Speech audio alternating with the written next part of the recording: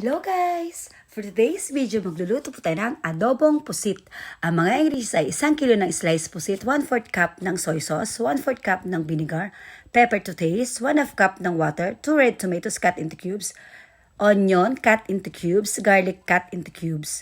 First guys, magisa muna tayo ng ating bawang at sibuyas until maging translucent ito. At pag translucent na guys ang ating bawang sibuyas, pwede natin ilagay ating red tomatoes. Halo-haloin lang at hayaan magisa for at least 5 minutes.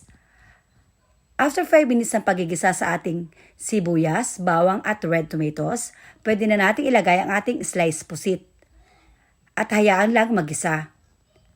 After natin magisa guys ang ating red tomatoes, bawang sibuyas, at ang ating sliced pusit, pwede na natin ilagay ating soy sauce, vinegar, water, at pepper to taste. Halo-haloin lang at hayaan magisa or maluto for at least 10 minutes. Then, after 10 minutes ng pagluluto guys, ready na ang ating adobong pusit. Madali lang, di ba guys? Try nyo na at matikman yung sariling version. Thanks for watching. God bless. Keep safe everyone and bye!